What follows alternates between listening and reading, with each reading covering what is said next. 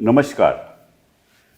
दिल से के इस एपिसोड में हम कुछ ऐसे बातें करेंगे जिससे साफ जाहिर है कि 2014 के बाद जब मोदी जी सत्ता में आए तो लोकतंत्र का ढांचा कुछ बदल गया है। जो सपने देखे थे हमारे स्वतंत्रता सेनानियों ने जब हमें आज़ादी मिली 1947 में और संविधान बना जिसमें आम आदमी को हक मिले, जिनको हम कहते हैं कि फंडामेंटल राइट्स, हमने सोचा था कि उनका कभी उल्लंघन नहीं होगा।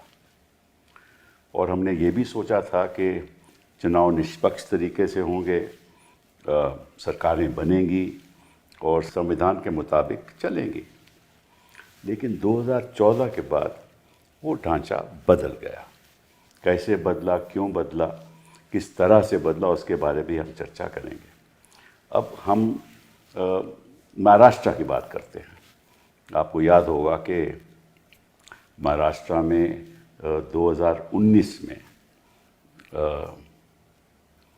उद्धव जी ने, जो शिवसेना के मुख्य हैं, उन्होंने फैसला किया और शरद पवार जी ने फैसला किया और कांग्रेस पार्टी ने फैसला किया कि वो एक संगठन बनाएंगे और खुद अपनी सरकार बनाएंगे। उसकी वजह, उसके बारे में हम, उसके पीछे हम नहीं जाएंगे। लेकिन उद्धव जी फिर मुख्यमंत्री बने महाराष्ट्र के। और उसके बाद 2022 में एकनाथ शिंदे जी, जो उद्धव जी के साथ थे, वो 35 लेजिस्लेटिव असेंबली के मेंबर लेकर सूरत चले गए, गुजरात चले गए और फिर उसके बाद असम चले गए। और फिर उन्होंने ऐलान किया कि जो मेजॉरिटी, मतलब कि जो बहुमत उनके पास है लेजिस्लेटर्स की, और इसलिए उनके साथ समझौता ऑब्वियसली बीजेपी को हुआ, क्योंकि गुजरात भी बीजेपी के राज में थी और असम भी बीजेपी का राज था। और उसके बाद 2022 में एकनाथ शिंदे जी, जिन्होंने ये बगावत की थी, वो मुख्यमंत्री बन गए। और निश्चित रूप से पहले ही तय था, क्योंकि बीजेपी मदद कर रही थी। आपको मालूम है कि बीजेपी हर राज्य में अगर विपक्ष की सरकार हो तो किसी न किसी तरीके से उसको बर्खास्त करने की कोशिश करती है। और कैसे कोशिश करती है तो साफ जाहिर है। जहाँ भी सरकारें विपक्ष की हैं, आज भी प्रयास हो रहा है कि किसी तरीके से उन सरकारों को या खरीदो फरोख्त करके या किसी को लोभ दे करके मैं आपको चीफ मिनिस्टर बना देंगे, मंत्री बना देंगे। तो एक तो ये षड्यंत्र अपनाया जाता है। तो ऐसे इन्होंने मध्य प्रदेश में सरकार तोड़ी, उत्तराखंड में सरकार तोड़ी, अरुणाचल प्रदेश में सरकार तोड़ी, महाराष्ट्र में सरकार तोड़ी। ये पहले संविधान में ऐसा कभी नहीं हुआ कि इस तरह से जो चुनी हुई सरकारें थी, जो लोगों ने चुनी थी सरकारों को, उन सरकारों को इस तरीके से तोड़ना, या तो लोभ देना मंत्री बनाने का, या कोई और लोभ देना, उसके बारे में भी हम चर्चा नहीं करेंगे, कि आप भी जानते हो, हम भी जानते हैं वो किस किस्म के लोग होते हैं। और फिर जो इस बात को मानते नहीं कि भाई हम आपके साथ नहीं जाएंगे, हम लोभ नहीं लेंगे, उनके पीछे ये इन्वेस्टिगेटिंग एजेंसीज लगा देते हैं, जैसे ईडी। तो जहाँ तो इनको लगता है कि भाई ये ऐसा शख्स है जो बड़ा मजबूत है और हमारे खिलाफ रोज़ के रोज़ बोलता भी है और उसकी अहमियत भी है, प्रदेश में अहमियत भी है, उसके पीछे ईडी लगा दो। और अक्सर हम सब अपने सब लोगों के परिवार हैं और आम सांसद तो डर ही जाता है कि किस झंझट में पड़े, चलो बीजेपी के साथ ही चले जाते हैं। तो कई लोग तो ऐसे ही बीजेपी के साथ चले जाते हैं, और जिन लोगों के ऊपर यही लोग आरोप लगाते हैं वही बीजेपी के साथ चले जाते हैं। या तो वो राज्यसभा में आ जाते हैं या वो मंत्री बन जाते हैं। ऐसे अक्सर होता है। पिछले 2014 के बाद हम देख रहे हैं। लेकिन कुछ ऐसे लोग हैं जो डटे रहते हैं। और आज हम उस शख्स की बात करेंगे जिसने हौसला दिखाया, जिसने कहा कि ईडी भेजो, मुझे कोई परवाह नहीं, मैं जेल जाऊंगा लेकिन विचारधारा नहीं बदलूंगा। विचारधारा क्यों नहीं बदलूंगा? क्योंकि मेरे लिए आइडियोलॉजी की अहमियत सबसे ऊपर है। वो कौन शख्स हैं? संजय राउत जी। आपका बहुत बहुत धन्यवाद।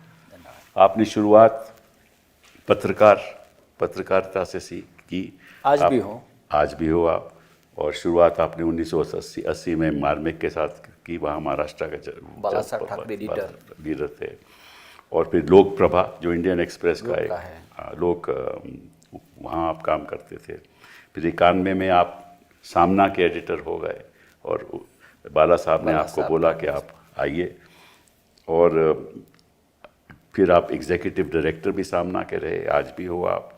और 4 बार आप सांसद हैं आप राज्यसभा में। 2004 से आपकी शुरुआत है और 2022 में आपका लास्ट इलेक्शन रहा। तो आप ऐसे शख्स हैं जिन्होंने सर नहीं झुकाया और आपने तय किया कि कोई बात नहीं, मैं जेल तो चले जाऊंगा लेकिन जो बाला साहब का विचारधारा है उसके साथ जुड़ा रहूंगा। और सबसे बड़ी बात है कि आपके परिवार ने आपका साथ दिया। तो पहले तो मैं आपसे पूछना चाहता हूँ, ये जो स्प्लिट हुआ, जो एकनाथ शिंदे जी ने जो किया, क्यों किया, कैसे किया, और साफ जाहिर है कि इसके पीछे बीजेपी का हाथ था, क्या था या नहीं, या बताइए। डेफिनेटली अगर बीजेपी का हाथ हर स्प्लिट में है। अच्छा। देश में जहाँ भी पॉलिटिकली, इमोशनली स्प्लिट ये शब्द आता है तो वहाँ बीजेपी 10-12 साल से आपको दिखेगी। क्योंकि स्प्लिट के पीछे जो ताकत रहती है वो बीजेपी की है। महाराष्ट्र की अगर आप बात करें तो शिवसेना को हरा नहीं सकते थे ये, और शिवसेना को ख़त्म भी नहीं कर सकते थे, क्योंकि ऐसा एक संगठन है जो सत्ता के लिए नहीं बना है कि हमें सिर्फ सत्ता चाहिए, पावर चाहिए, नहीं। संगठन मजबूत होना चाहिए ताकि हम जनता की लड़ाई, देश की लड़ाई, समाज की लड़ाई हम सड़क पर लड़ सके। ये बाला साहब ठाकरे की हमेशा हमारे जैसे लोगों को एक आइडियोलॉजी या एक शिक्षा रही, सीख रही है।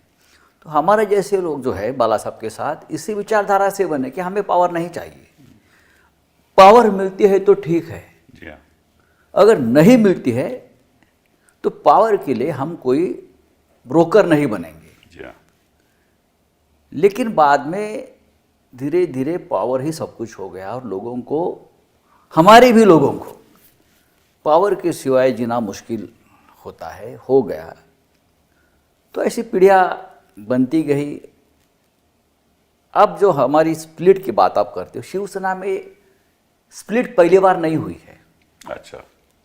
उससे पहले भी हमारे बड़े बड़े नेता जिसको बाला साहब ठाकरे जी ने बनाया, बढ़ा के, वो पार्टी छोड़कर चले गए। छगन भुजबल गए, बड़े नेता थे। नारायण राणे मुख्यमंत्री भी थे, बाला साहब ठाकरे ने बनाया था।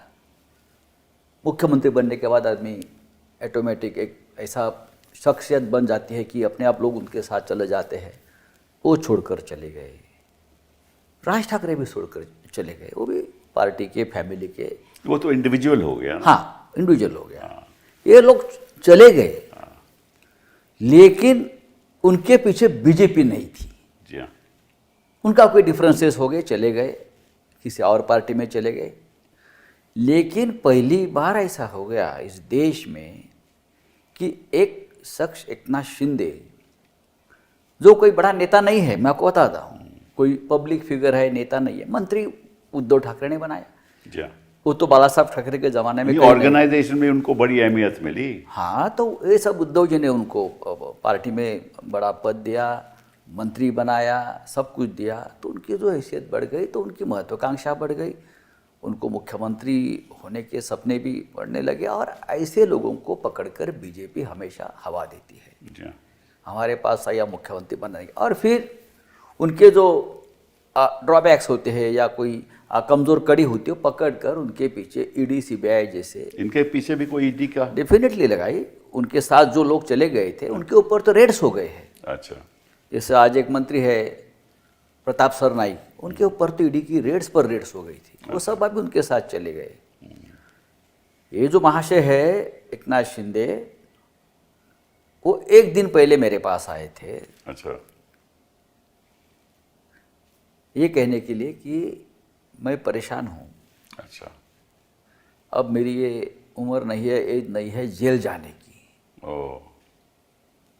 और वो अस्वस्थ थे। उससे पहले हम लोग सब अयोध्या में गए थे, उद्धव जी वगैरह सब उनके हमारे साथ थे 4 दिन पहले। वहाँ भी वो मेरे कमरे में आकर बोल रहे थे कि बीजेपी के साथ समझौता करना पड़ेगा।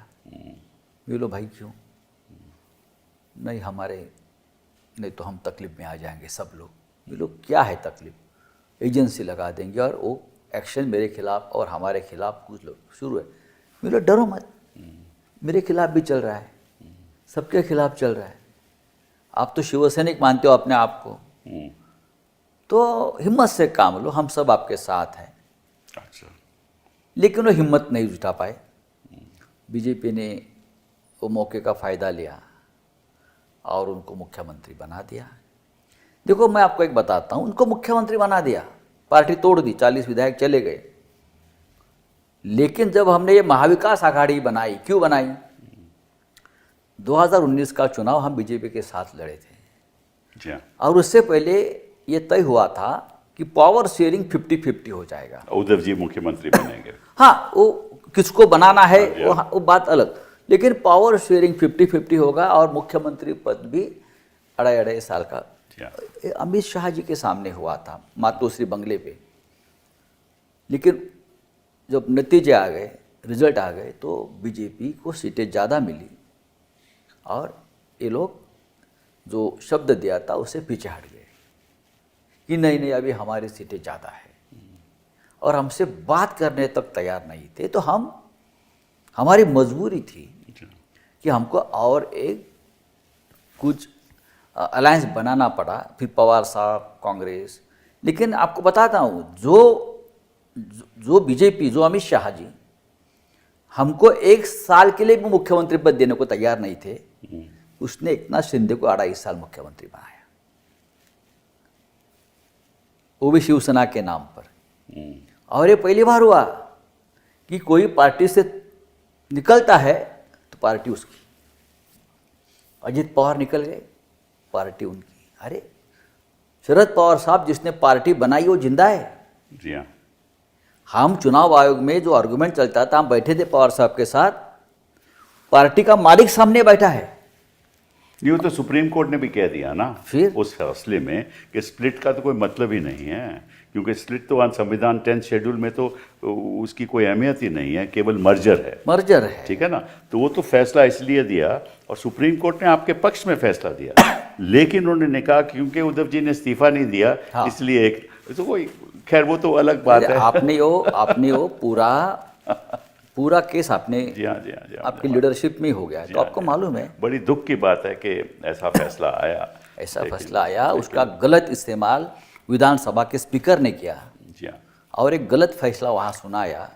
लेकिन आपको मालूम है कि नागालैंड का जो फैसला है वो उससे पूरा विपरीत था। नागालैंड में जो वहाँ लोग छोड़कर चले गए थे और सुप्रीम कोर्ट के पास, अरुणाचल प्रदेश, अरुणाचल के, तो ये वो भी मैंने आप ही थे ना उसी में। वो तो वापस सरकार, उन्होंने सुप्रीम कोर्ट के निर्णय के बाद वापस सरकार आई, फिर उसके बाद फिर चले गए लोग। बट वो अलग बात है। ये तो करते हैं, हर प्रदेश में ऐसा करते हैं। देखिए मध्य प्रदेश में हो गया, उत्तराखंड में हुआ, उत्तराखंड में हुआ, कर्नाटका में हुआ, कर्नाटक में हो गया। हर स्टेट में ये करते हैं। एजेंसीज का मिसयूज होता है। आज लोग डरते हैं, पुलिस को नहीं डरते। अभी तो ठीक है, अभी डर खत्म हो गया। ईडी को डरते थे। जी हाँ। ईडी को देखो, आपने हमारे राज्य हेमंत सोरेन को उन्होंने हेमंत सोरेन को उठाया, Kejriwal sitting chief minister, state minister, हमारे यहाँ गृह मंत्री अनिल देशमुख को उठाया। जी हाँ, जी हाँ। राज्य के गृह मंत्री है नवाब मलिक, मनीष सिसोदिया को उठा लिया, मनीष को उठाया, जैन को उठा लिया, सबको उठाया, सबको उठाते हैं। हमारे पास भी आ गए। हमको तो एकनाथ शिंदे बोले तुमको भी उठाने वाले हैं। मिलो उठाने दो। मिलो क्यों उठाने वाले हैं? कि आप हमारी सरकार के खिलाफ काम कर रहे हो, जो सरकार बनी थी। जी हाँ। और इसलिए भी मेरे पे लोगों का गुस्सा था कि हमने पवार साहब के साथ मिलकर जो महाविकास आघाड़ी की सरकार बनाई, वो बीजेपी को बहुत दिल में उनका अपमान हो गया। तो संजय राउत ने ये पूरे लीड किया है महाविकास आघाड़ी बना, तो उसको पनिशमेंट मिलनी चाहिए। तो ये तय करते हैं लोकतंत्र में। क्योंकि आप ही उसके मतलब के मेन जी हाँ, ये आइडिया हम लेकर गए पवार साहब के पास, गए। कांग्रेस के पास कि हम सरकार बना सकते हैं, जी हाँ। हम सरकार बनाएंगे, बीजेपी को दूर रखेंगे। तो फिर ये बताइए मुझे, ये तो खैर सरकार तो इनकी बन गई, लेकिन मैं जो मेरी सोच है, जहाँ जहाँ भी ऐसे सरकार बनाते हैं, जिनके साथ बनाते हैं, बाद में उनको ज़ीरो कर देते हैं। ये ऐसा ही जेडीयू के साथ होने वाला है मेरे हिसाब से, और हाँ? ऐसा ही जेडीयू के साथ बिहार में ऐसा ही होगा, डेफिनेटली उनकी ऐसा ही तो पार्टी होगा। खा जाएंगे। हाँ, खा जाएंगे उनको। इधर भी अजीत पवार को उन्होंने पार्टी खा गई। इधर अजीत पवार को ज़ीरो कर दिया, और एक साथ एकनाथ शिंदे को भी लगभग मैं एकनाथ समझता हूँ शिंदे को लगभग स्टेट में अब खत्म कर दिया। मुझे बीजेपी के लोगों ने एकनाथ शिंदे के एक सीनियर मंत्री को फिजिकली पीटा है। अच्छा। सातारा में फिजिकली, आई सी। सातार में जिला परिषद के चुनाव में उनके मंत्री को फिजिकली मारा है उनके लोगों ने, वो भी बीजेपी के 2 मंत्रियों ने। अच्छा। और देवेंद्र फडणवीस ने उनकी बात तक नहीं माने विधानसभा में। अच्छा। हाँ, जो हम कहेंगे वही सही। तो ये ऐसा है कि अगर एकनाथ शिंदे शिवसेना में होते तो ये मार खाने की नौबत नहीं आती। सही बात, सही बात। लेकिन दूसरी बात ये है कि जो हमारी जो याचिका है कि भाई इन्होंने गलत तरीके से 10th शेड्यूल का इस्तेमाल करके और इनको डिफेक्शन के अंतर्गत इनकी जो सदस्यता है वो रद्द करनी चाहिए, वो मामला भी 2-2.5 साल से लंबित है। 2-2.5 साल से मामला चल रहा है, लगभग 4 चीफ जस्टिस बदल गए, 4 या 5। हाँ, तो वो उसकी सुनवाई नहीं होती, सुनवाई नहीं हो रही है, तारीख पे तारीख। अभी एक डेट लगी है। डेट लगती है, लेकिन जब डेट आती है तो डेट के बाद वापस डेट ही डेट है। इस बार तो चीफ जस्टिस साहब ने कहा है कि हम अच्छी बात है, तो अच्छी बात सुनना चाहिए। लेकिन चलिए इससे अलग बात अब करते हैं कि आपको इन्होंने गिरफ्तार किया, ईडी ने गिरफ्तार किया और आपको आर्थर जेल में रखा। तो आप थोड़ा हमें बताइए, हमारे दर्शकों को बताइए कि ये किस तरीक़ा से, क्या व्यवहार था आपके साथ, आर्थर जेल में क्या हुआ, जेल में हालात क्या हैं, किन परिस्थितियों से आपको सामना करना पड़ा, ये ज़रा हमें बताइए। देखिए, जेल में कोई खास सुविधा किसी को नहीं मिलती, वो ज़माना चला गया। हमको कोई पॉलिटिकल प्रिजनर मानते नहीं या वॉर प्रिजनर नहीं मानते, हम अपने आप को ही बोलते हैं फ्रीडम फाइटर है। लेकिन सबसे पहले तो आपको ईडी के लॉकअप में रखते हैं। अच्छा। जब ये उठाकर लेके जाते हैं तो ईडी कस्टडी होती है ना। लेकिन मुंबई में मैंने देखा ईडी का कोई कस्टडी नहीं है। अच्छा। आप एमपीज, मंत्रीज, एमएलएज को पकड़ कर लेके आते हो, उनको रखने के लिए आपके पास जगह नहीं है। जगह ही नहीं है। नहीं, हमको कहाँ रखते हैं? एक इतना सा कमरा होता है। अच्छा। कमरे में एक कॉन्फ्रेंस का टेबल होता है, मीटिंग का। कितना बड़ा कमरा होता है? उससे भी छोटा है। अच्छा। इससे भी छोटा है। और चारों बाजू में दीवार में जो उनके केसेस है ना, केसेस के बड़े बड़े कागज़ के बंडल पड़े रहते हैं। अच्छा। और एक टेबल पर हमको सोना है, पूरा दिन निकालना है, रात को टेबल पर सोना? टेबल पर सोना है, वहाँ बाकी कुछ नहीं है। वो गद्दा वद्दा भी नहीं? कोई नहीं। My God. बस एक आप घर से कंबल और चादर मंगाइए, आपकी उधर डालो, रात को वो टेबल पर सोना है। अगर आप कोई पॉलिटिकल लीडर्स, एमपी, एमएलए, मंत्री, कोई भी हो, उद्योगपति, अगर आप अरेस्ट करते हो तो उनकी व्यवस्था तो होनी चाहिए कि आप इस कमरे में आप रह सकते। वो तो उनका मानवाधिकार है। लेकिन नहीं है। हमको 8 दिन हम रहे, या और भी लोग, अनिल देशमुख से तो लेकर शौचालय का व्यवस्था? पब्लिक टॉयलेट है। ऐसी?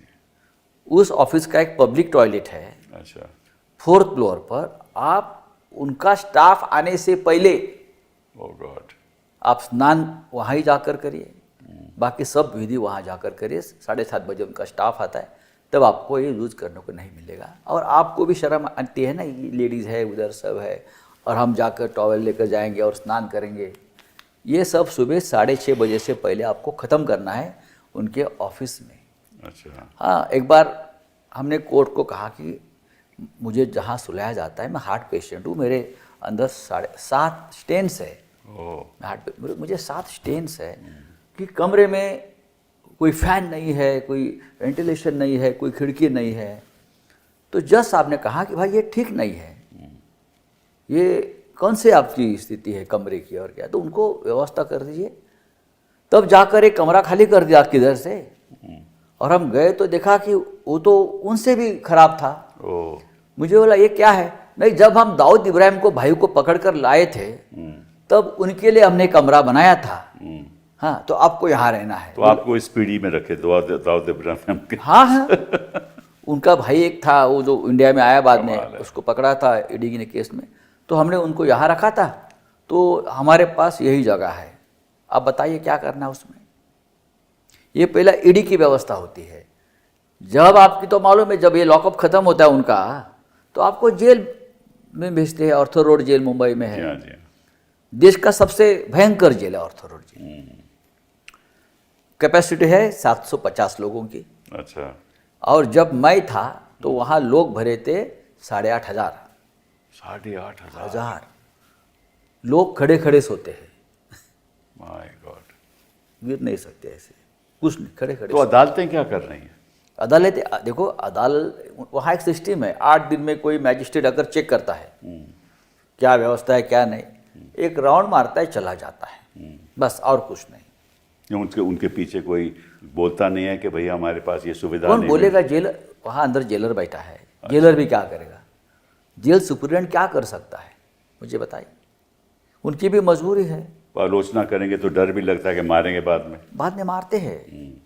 बहुत जगह पे आवाज़ रात को आती है, कोई रो रहा है, कोई मार खा रहा है।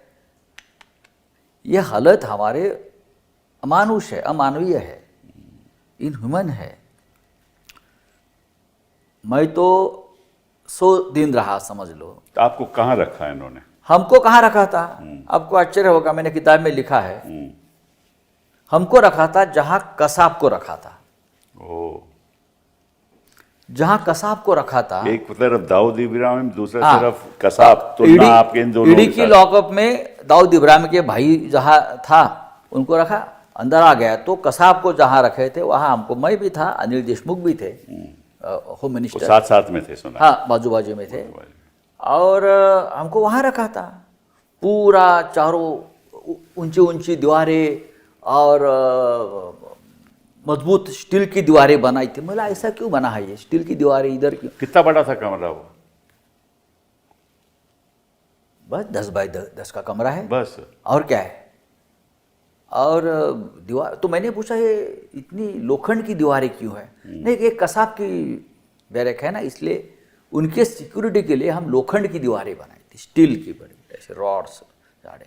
वहाँ वेंटिलेशन भी नहीं था, और बाजू में एक कमरा खाली है, हमेशा हमने देखा। अच्छा, और 10 दिन सुबह आकर वहाँ साफ सफाई होती थी, लाइट चेक करते थे। अच्छा, वहाँ ज़्यादा सुविधा, वहाँ अंदर टीवी भी था। अच्छा, तो हम पूछते थे ये किसके लिए, हमको वहाँ शिफ्ट करो। अच्छा। तो वो तो नहीं नहीं नहीं, ये 2 लोगों के लिए बनाया है, नीरव मोदी के लिए? नीरव मोदी और विजय मल्ल्या। मतलब कि वहाँ की अदालतों को बताने के लिए हाँ। कि इस किस्म की सुविधा हिंदुस्तान हाँ, में है। तो 10 दिन सुबह वो वीडियो शूटिंग करने वाले आते थे, शूटिंग करते थे और यूके में भेजते थे। बोलो यार, उनको तो अब तक आपको वहाँ से लाना है, हम तो यहाँ पड़े हैं, जब वो जाएंगे तो हम खाली कर देंगे। हाँ, एटलीस्ट हमको हवा पानी तो ठीक से मिलेगा वहाँ। बाजू का कमरा है, तो ये उनके लिए बना जो 10,000 करोड़ 50,000 और हम 500 रुपये वाले या 2, 4, 5 लाख रुपए वाले जो केस बनी थी, हमको ऐसा उधर बाजू में डालकर। सुना क्या जब अंदर आए तो आपको अबू सलम मिले और अरुण गौली भी मिले? हम मिलते हैं वहाँ। अच्छा, वहाँ तो कोई नहीं मिलता है, सब लोगों को वहाँ रखा जाता है। तो आप तो अकेले थे ना उस कमरे में? हाँ, मैं था, मेरे बाजू के कमरे में अनिल देशमुख थे। अच्छा, और फिर आपको? और क्या है, आपको लगता है कि रोशनदान था कोई? ये ऐसी 24 आवर्स लाइट है। अच्छा, है। रात को भी? रात को भी रोशनदान था कोई वहाँ? नहीं नहीं। नहीं नहीं, तो हवा कहाँ से आती थी? हवा कहाँ से? बंद करके रखते हैं सिक्योरिटी के नाम पर। नहीं नहीं नहीं, मैंने ये कहा एक बार जेल सुपरिटेंडेंट को, भाई प्रकृति का नियम है, थोड़ा सूरज की किरणें जाने दो हमारे शरीर पर, नहीं तो हम बीमार पड़ जाएंगे। नहीं नहीं, हम आपको बाहर, लोगों और इतने लोग घूमते हैं बाहर, मैं देख रहा हूँ, कभी जाता हूँ फैमिली को मिलने के आते, बहुत से लोग सुबह 7 बजे बाहर निकलते हैं, 5 बजे बंद कर लेते हैं। हमको 15 मिनट तो दे दो, थोड़ा सूरज की किरणें जाने दो। नहीं तो मैं कोर्ट को बताऊँ, मैं कोर्ट को एप्लीकेशन करूँगा अच्छा। कि ऐसा ऐसा है, मैं बीमार हूँ और मुझे थोड़ा सी ज़रूरत है हवा और उसकी। तो बेचारे एक असिस्टेंट जेल सुपरिटेंडेंट आए और बोले आप ऐसा मत करो, इसलिए तो आपको फिर आपकी जेल शिफ्ट की जाएगी और आपको मुंबई के बाहर कहाँ दे देंगे। ओ तो आप फैमिली को मिलने के लिए तरस जाएंगे इतने लंबे। तो हमने ये सहन किया सब। हो हो। तो 8-8 दिन हमको सूरज नहीं दिखता था। Oh my God. कभी कोर्ट में लेके जाते थे तो खुश होते थे, वाह वाह आज हवा पानी में आ गए हम, हवा अच्छी है, सूरज दिखता है, ये दिखता है। रात को तो आप सो नहीं सकते, कोई भी हो। तभी तो लोग समझौता कर लेते हैं कि इस झंझट में क्यों पड़ते हैं, जो बीजेपी कहेगी हम करने को लाइट तैयार हैं। नहीं बंद होती ना, ये ऐसी लाइट होती है और कैमरा होता है। तो उनको डर क्या है, क्या होने वाला है? हाँ? लाइट क्यों रखते हैं, इसको डर क्या है? लाइट इसलिए कि उनको लगता है कि हम लोग भाग जाएंगे। तो भागोगे कहाँ इसके अगर कसब नहीं भाग हम लोग भाग जाएंगे तो पूरा वो मॉनिटरिंग होता है, सीसीटीवी भागोगे देखते कहाँ? हैं 24 आवर सीसीटीवी। हम क्या खा रहे हैं, हम क्या पी रहे हैं, हम क्या लिख रहे हैं। तो लिखने की बात बताओ, सुना है कि आपने जो पेन भी होता है वहाँ, वो एक वेपन ऑफ ऑफेंस माना जाता है। हाँ जी हाँ, हाँ? हम जब अंदर घुस गए पहली बार, वो छोटा दरवाजा होता है येलो कलर का, उससे अंदर जाएंगे, फिर दूसरा एक दरवाजा, तो वो दरवाजे। फिर वहाँ बैठो आप, जैसे और भी गुनहगार होते हैं, चोर डकैत, वो अंदर गए तो आप सब बराबर। बराबर के हैं, कोई भी हो। आपकी झड़ती होती है बहुत बुरी तरह से, हाँ, चाहे गृह मंत्री हो या संजय राउत हो या और कोई हो। फिर सब देख लेते हैं, फिर ये पेन निकाल लेते हैं, ये रख दो, मेरे पेन रहने तो यार, वो तो हमारा सब साथी है। नहीं पेन नहीं, अरे पेन तो दे। क्या कोर्ट में जाकर पेन की परमिशन ले लूँ मैं? नहीं पेन नहीं। तो आपने नरक तो हो गया, स्वर्ग बेचारे वो कैसे लिखी क्या आपने? बोलते हैं कि ये देखो, ये हथियार है, आप किसी को डैमेज कर सकते हो, अच्छा। अपने आप को भी आप मार सकते मार हो, सकते हो, हाँ। हाँ, किसी का आँख फोड़ सकते हो। बोलो ठीक है भैया ले लो। आप लेस वाले शूज नहीं ले सकते। अच्छा। हाँ क्यों? बोले भाई क्यों? नहीं, वो निकाल कर अपने आप को फांसी ले सकते हो।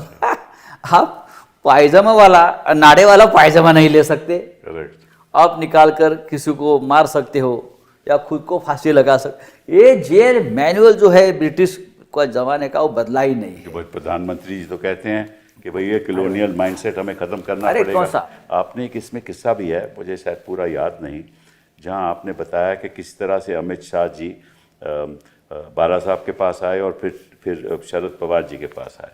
क्या किस्सा है वो किस्सा है ना, वो किस्सा बहुत इंटरेस्टिंग है। किसी को मालूम नहीं है किससे ये ऐसे, ये लोग क्या थे। ये मैं किताब में ये दो किस्से एक्चुअली बहुत ही सीक्रेट बातें थी, जो बाला साहब के सामने या हमारे सामने हुआ है वो हम बताना नहीं चाहिए, ऐसे मैं मानता हूँ कि सीक्रेसी होती है, जी हाँ। नैतिकता भी होती है। जी हाँ, सही बात है। हाँ, लेकिन ये लोग अगर नैतिकता नहीं मानते तो लोगों को पता चलना चाहिए कि उनकी मानसिकता क्या है। जी हाँ। एक बार ऐसा हो गया कि मातोश्री में हम बैठे थे, साहब थे, मैं था और भी 2-4 लोग बैठे थे, हमारी मीटिंग चल रही थी। तो बार बार मातोश्री का जो मेन गेट है वहाँ से मैसेज आता था कि कोई अमित शाह पुलिस वहाँ की बाला साहब को मिलने के लिए आए हैं। विधायक है, आमदार, हमारे मराठी में बोलते हैं आमदार। अच्छा। आमदार है गुजरात के और मंत्री भी थे, और वो बाला साहब से मिलना चाहते हैं। तो मैसेज, मीटिंग था, मैसेज बाला साहब तक नहीं पहुंच रहा था, हमारे पास नहीं पहुंच रहा था। तो उनको बोला आज तो साहब के पास आपका मैसेज नहीं गया है मातोश्री में, अब वापस ट्राई करिए शाम को। तो वापस शाम को लगता आ गए, और शाम को वापस हम बैठे थे, तो मैं ही था और मैं ही वो फ़ोन उठाया सिक्योरिटी का। अच्छा। और फिर एक बार वही मैसेज था। तो मैंने साहब को कहा कि अमित शाह गुजरात से आए हैं, बहुत परेशानी में है, ऐसा उनका कहना है, और आपसे मिलना चाहते हैं। आमदार है, विधायक है, मंत्री भी रहे हैं। जी हाँ। उस वक्त इतने फेमस नहीं थे वो। तो साहब बोले क्या काम है, मतलब मालूम नहीं, परेशानी में है बोल रहा है। तो ठीक है, कल सुबह 11 बजे बुलाइए, देखेंगे। 11 बजे आ गए। 11 बजे आकर साहब के सामने चरणों में बोले, साहब ने बोला, बोले क्या है? साहब मैं परेशान हूँ, मैं स्वाइन सो हूँ, मैं बहुत कट्टर कड़वट हिंदुत्ववादी हूँ। तो साहब बहुत खुश हो गए, मैं कड़वट हिंदुत्ववादी हूँ और मेरे पीछे कांग्रेस की ये आपके सामने बात है। हाँ, हम थे ना वहाँ, और मेरे खिलाफ बहुत केसेस लगाए हैं और मुझे स्टेट से भी निकाला है, यानी तड़ी पार किया है, और बहुत से केस में मुझे बेल नहीं मिल रहा है। अभी थोड़ा मुझे रिलीफ है, लेकिन मैं मेरे स्टेट में नहीं जा सकता हूँ। तो क्या करना है? और उनकी केस मुंबई में ट्रांसफ़र हो गई थी उस वक्त। जी हाँ, वो तो हाँ कोर्ट ने किया। हाँ, कोई केसेस उनके मुंबई। तो आप मुझे मदद कर सकते हो। मैं कैसे मदद करूँ आप बताइए? नहीं, आप ही मदद कर सकते हो। आप उस जज को फ़ोन करिए। अच्छा। आप उस जज को फ़ोन करिए। बोला, अरे जज को कैसे फ़ोन? नहीं, आप जज को फ़ोन करिए, आपकी बात मानेंगे। कॉन्फिडेंस था उसको। तो बोला, कौन है जज? उसने नाम बताया। डबल बेंच था। अच्छा। साहब 1 मिनट सोच, उनकी स्टाइल के साहब के। अच्छा अच्छा, ठीक है, देखता हूँ मैं, कल आइए। कल उनको टाइम जाए। तब साहब ने एक फ़ोन किया उसके सामने मनोहर जोशी जी को। अच्छा। मनोहर जोशी, और उनको कहा, जो जज का नाम है ना, उनके पास जाओ और आपके फ़ोन से मुझे बात करवाओ। बात करवाओ।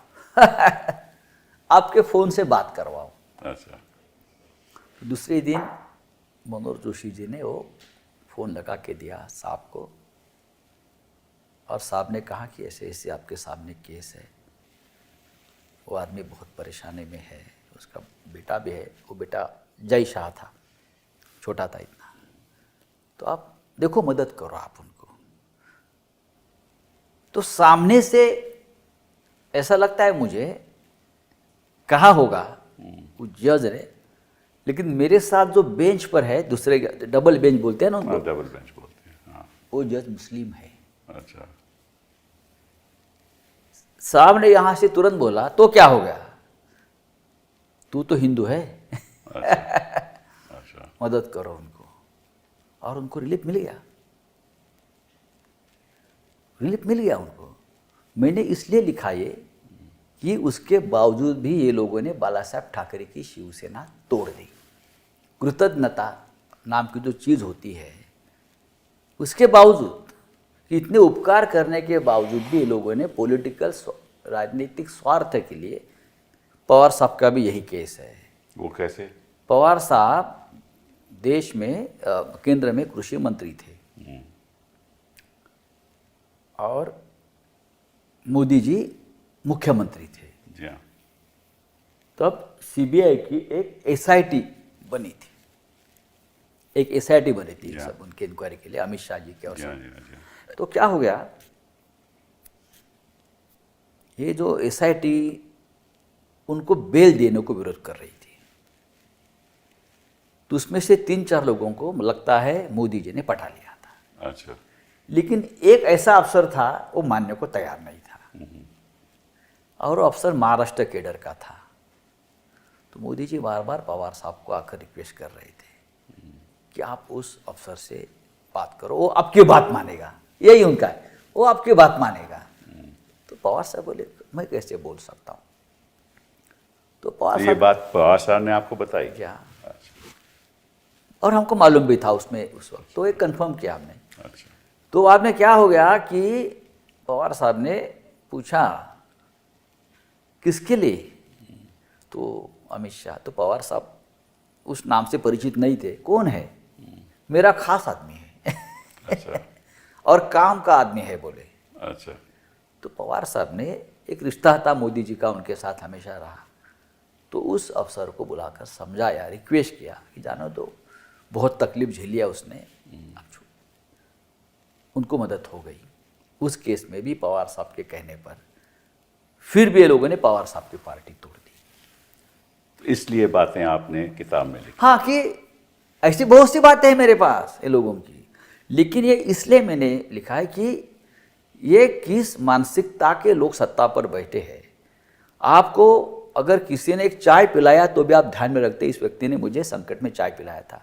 आज भी हमें जेल की वो सभी लोगों को याद आती है जिसने मुझे चाय दिया था, गरम चाय। ये बहुत बड़ी वहाँ लग्जरी होती है कि चाय दिया मुझे किसी ने, या कोई खाने को चीज़ दी है मुझे। तो बड़ी हिम्मत की बात है आपने ये सब लिखित में। हाँ, तो हम ये रखते हैं कि आज भी मैं वो लोगों से कम्युनिकेट करता हूँ। वो लोग सब कल के प्रोग्राम में भी आए थे। मैं कह रहा बड़ी बहादुरी की बात है कि ये बातें आपने लिखी है मैंने।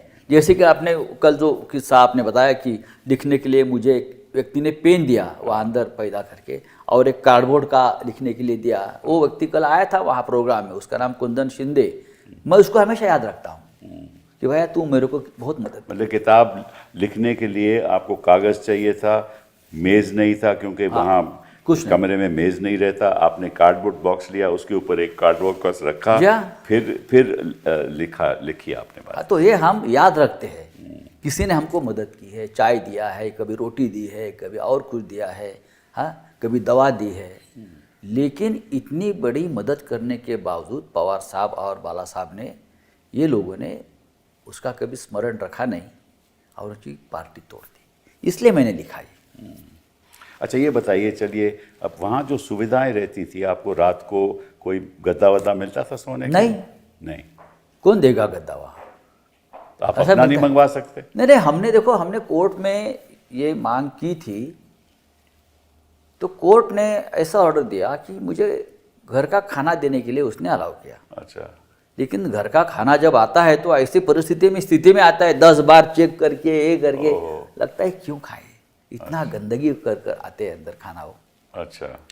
लेकिन भाई खाना का भी मुआयना करते हैं 10 बार। अच्छा। और उसमें समझो अगर घर की माँ ने और बीवी ने कुछ ऐसी चीज़ें दी है जो मुझे अच्छी लगती है, समझो बटाटा वड़ा है मुंबई, कभी दिया है, वो निकाल लेते हैं, क्यों, लग्जरी आइटम है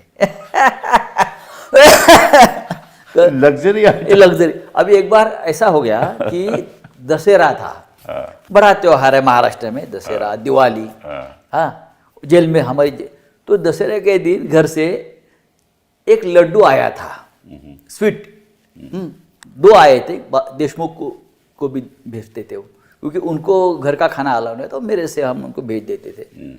तो लड्डू भी निकाल लिया। अच्छा। हाँ, वो निकाल लेते हैं, क्यों, ये लग्जरी आइटम है। माय गॉड, ये सब लग्जरी आइटम। ये मैनुअल में कहाँ लिखा है कि लग्जरी आइटम? अब ये लोग बोलते हैं लग्जरी आइटम है, ये लग्जरी आइटम। आप लड्डू नहीं खा सकते, आप हलवा नहीं खा सकते, अगर कोई घर से भेजता है या कोई हम कोर्ट में जाते हैं या कोर्ट से लेके आते हैं तो निकाल लेना, ये लग्जरी आइटम है बोले। बहुत कुछ ऐसी चीज़ें हैं वो लग्जरी आइटम है। तो आप बताइए, जो आपको मतलब कि ज़मीन पे सोना पड़ता था, एक दरी तो होगी ना जरूर? हाँ, एक दरी थी, मेहरबानी में हमको 2 दी थी। अच्छा अच्छा। हाँ, वो जो सुपरिटेंडेंट ने मेहरबानी की और हमको 2 दरी थी। और फिर तकिया भी होगा? नहीं, तकिया भी नहीं। तो वही दरी, दूसरा एक टूटा हुआ दरी बिरी कहाँ से लेकर हम सोना है हमको सबको। अच्छा। और फिर जो आपकी खाने की व्यवस्था क्या थी? ना, खाने की व्यवस्था ऐसी है कि पहले 7-8 दिन को हमें कोई ब्रेकफास्ट ही नहीं मिला। अच्छा। और हमको कुछ मालूम भी नहीं था ब्रेकफास्ट कहाँ मिलता है, और बाहर जाने की हमको परमिशन नहीं थी, क्योंकि वहाँ एक भीसी होती है, सबके लिए बनता है वहाँ से आप अपना लेके आओ। बाद में पता चला 8 दिन के बाद कि उधर जाकर हमको ब्रेकफास्ट लेना पड़ा। लेकिन अभी आप अंदर आपको ब्रेड मिलता है, आप खरीद सकते हैं। अच्छा। और बॉइल्ड एग्स मिलता है और कुछ फल मिलते हैं जो आप खरीद सकते हैं। अच्छा, लिमिटेड। अच्छा। तो वो बाद में पता चलेगा ये सिस्टम में हमको अब आगे जीना है। जी हाँ। हाँ, तो हमने ये एक सिस्टम अपने आप बन जाती है, ठीक है, ब्रेड ला कर रखो अपने कमरे में, या कुछ सुबह अंडा लेकर आइए, बटर भी, मक्खन भी मिलता था? नहीं, मक्खन बिक्खन कुछ नहीं मिलता। खाली ब्रेड? बस खाली ब्रेड आप खा लो, थोड़ा सा केला मिलता है, अच्छा। बस, और कुछ नहीं आपको मिल देगा। और 12-1 बजे जो लंच मिलता है उसमें क्या मिलता था आपको? 12 बजे का जो लंच है वो आपको सुबह 10 बजे आपके पास आता है। तो 10 बजे के बाद आपका लंच होता है, तो हम अगर 1 बजे खाते हैं तो वैसा ही पड़ा रहेगा। अच्छा, ठंडा हो जाएगा, गंदा होता है, खराब हो जाता है।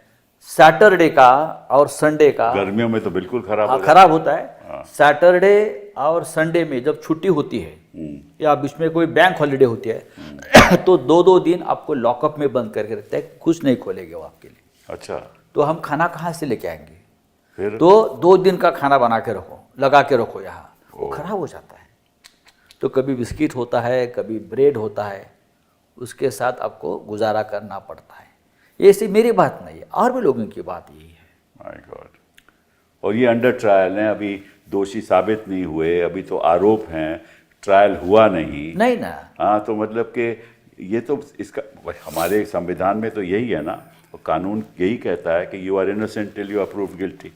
हाँ, यही कानून कहता है ना। लेकिन कानून है ना, ये कानून मानने वाले को कानून है ना। यहाँ तो मतलब कि आप इस तरह आपको रखें, इसका मतलब तो आप जैसे कोर्ट ने आपको कन्विक्ट कर दिया,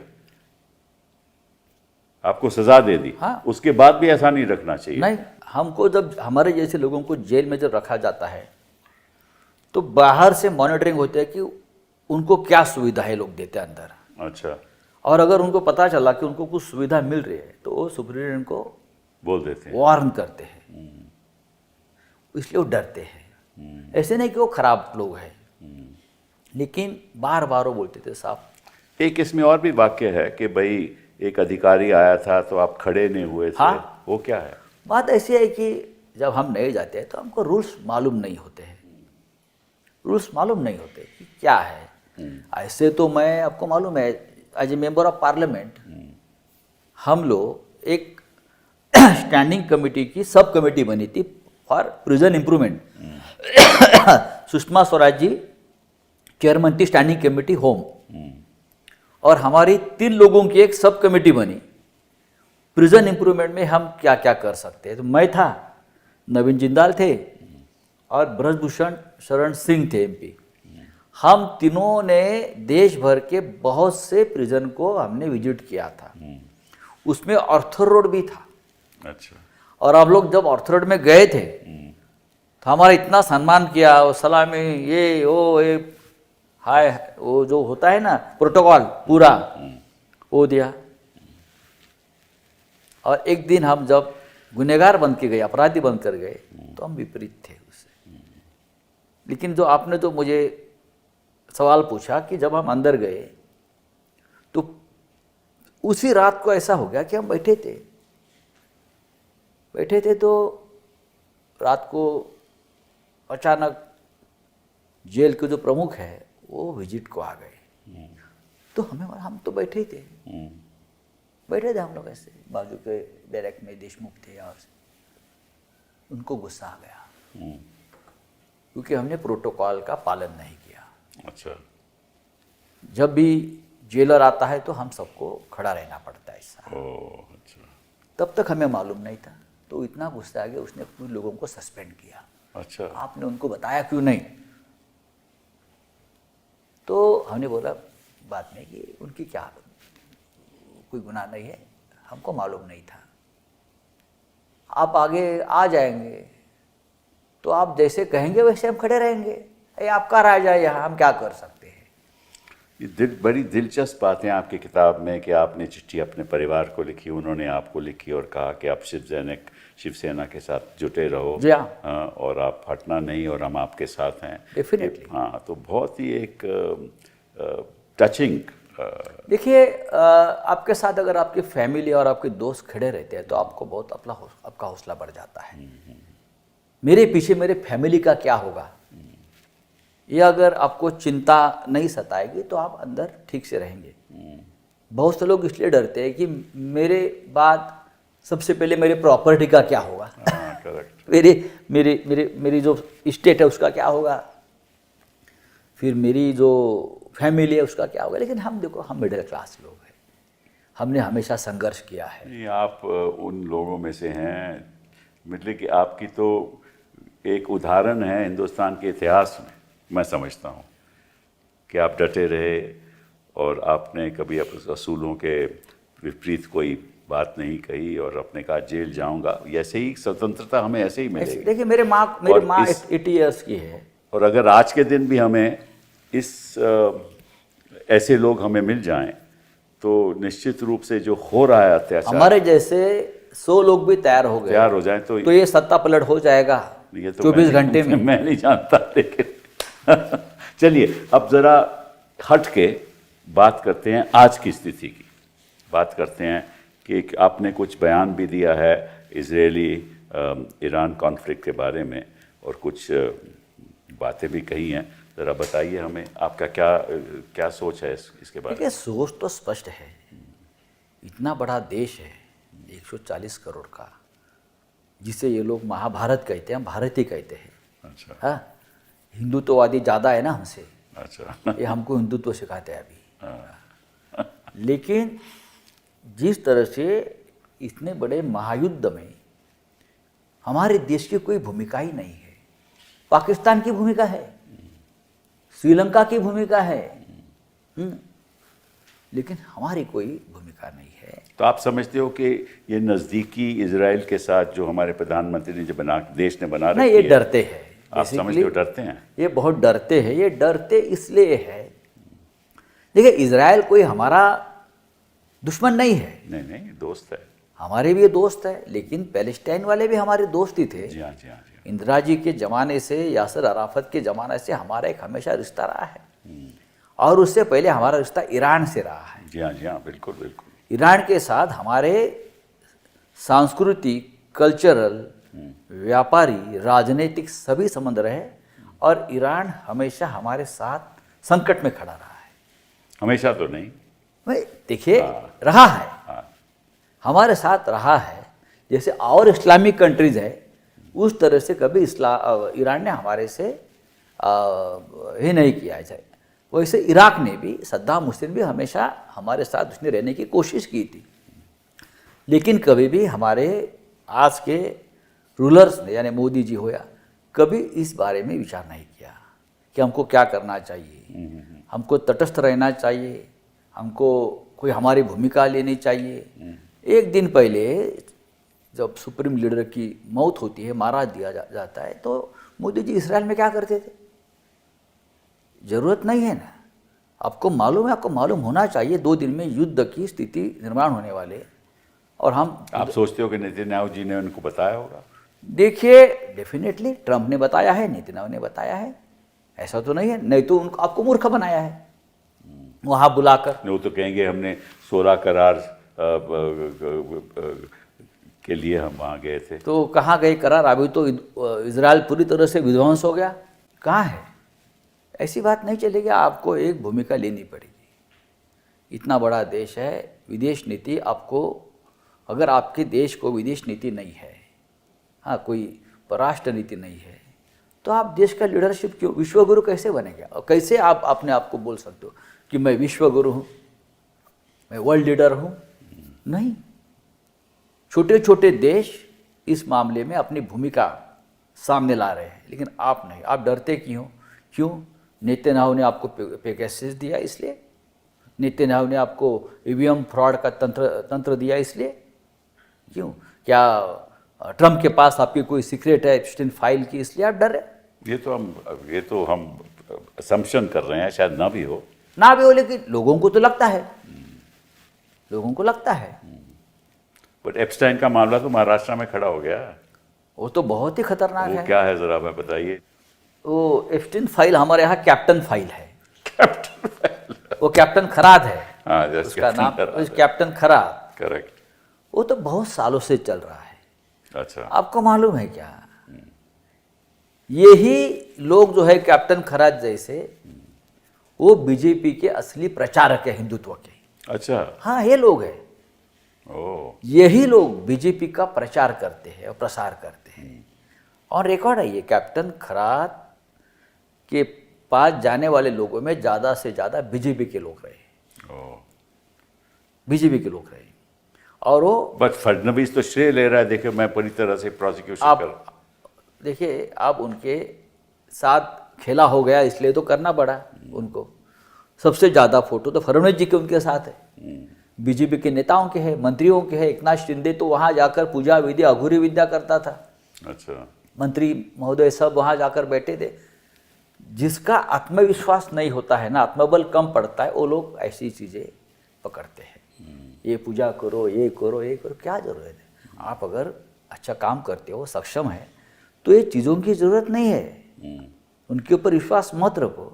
महाराष्ट्र एक प्रोग्रेसिव स्टेट है, हमेशा रहा है, बिल्कुल, हमेशा। जहाँ महात्मा फुले, डॉक्टर आम्बेडकर, प्रबोधनकार ठाकरे जैसे लोग, संत गाडगे महाराज, जो हमेशा प्रोग्रेसिव विचारों से हमने काम किया। लेकिन अब 2019 से जिस तरह से ये हो रहा है, ये जो कैप्टन खरात है, एक कैप्टन खरात नहीं, ये लोगों ने ऐसे लोगों के एक संगठन बनाया है, अच्छा, बीजेपी ने, जिसमें हजारों कैप्टन खरात है ऐसे संगठन में। और वो लोग बीजेपी का प्रचार करते हैं, अपने अपने भक्तों को जाल में फंसाकर बीजेपी बीजेपी बीजेपी, हिंदुत्ववाद। ये हिंदुत्ववाद नहीं है। बाला साहब ठाकरे ने, हम लोगों ने ऐसी गंदी चीज़ों को हिंदुत्व में हमेशा विरोध किया है। ये हमारा धर्म नहीं है, ये हमने हमेशा कहा है, ये हमारी देश की संस्कृति नहीं है। ये बताओ कि महाराष्ट्र में करप्शन लेवल कितना है? महाराष्ट्र में करप्शन लेवल जो है वो अनलिमिटेड है। महाराष्ट्र में आप सब करप्शन ही होता है और कुछ नहीं होता है। कैसे होता है? देखिए, 50-50 करोड़ में जो एमएलए या एमपी आप बेचे जाते हैं या बिकते हैं, कहाँ से आता है पैसा बीजेपी के पास? महाराष्ट्र में 10-10 हज़ार में वोट खरीदे जाते हैं। पैसा उनके घर में जमीन से आता है क्या? क्या है महाराष्ट्र में? एकनाथ शिंदे, देवेंद्र फडणवीस, अजित पवार जी अब नहीं है। ये तीन लोगों की पॉलिटिक्स ने महाराष्ट्र की पूरी प्रतिष्ठा को मिट्टी में मिला दिया। इतना करप्शन चुनाव में महाराष्ट्र में कभी नहीं हुआ था। पैसे के मामलों में पैसा फेंक कर चुनाव जीतते हैं। ये चुनाव जीतता नहीं, मैं तो बोलता हूँ विक्ट्री खरीद लेते हैं।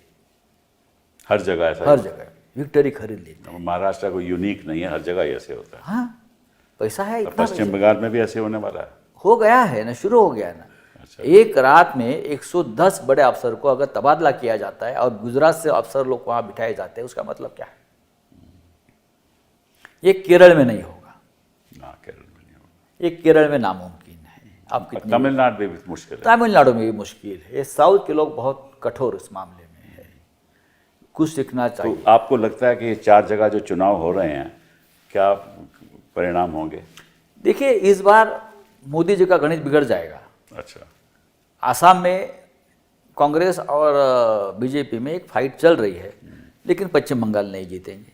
अच्छा, बाद में केरल नहीं जीतेंगे। नहीं, हाँ, और एक स्टेट है तमिलनाडु नहीं जीतेंगे। तो क्या जीतोगे आप? ये स्टेट अगर कभी नहीं जीत पाओगे तो आप कौन से नेता है, कौन सी पॉपुलरिटी आपकी है? अगले साल जो उत्तर प्रदेश का चुनाव है सबसे महत्वपूर्ण है। उत्तर प्रदेश के चुनाव में अभी बराबरी का मामला चल रहा है। अच्छा, बराबरी का, लेकिन क्या है, सबसे बड़ा खेल तो योगी जी का है। योगी जी तय करेंगे। योगी जी खुद नहीं हारेंगे। योगी जी दिल्ली के जो बॉसेस है उनको हराना चाहते हैं यूपी में, जैसे लोकसभा में हो गया। चलिए, मतलब कि लोकतंत्र का ढांचा ज़रा कमज़ोर बन गया है और जो हकूक़ होने चाहिए आम आदमी के, उस पर एक बड़ा आक्रमण तरीके से सरकार उनकी आवाज़ को बंद करना चाहती है। और आप जैसे लोग अगर राजनीति में रहेंगे तो निश्चित रूप से there is hope in this country. और आप जैसे लोग भी हमारे लड़ते रहेंगे कानून की लड़ाई, तो हमें भी ज़्यादा उत्तेजना मिलती है कि लड़ना चाहिए। आप जैसे लोग भी हमारे साथ हैं, इसलिए हमारा भी हौसला बढ़ता है। बहुत बहुत धन्यवाद आपका।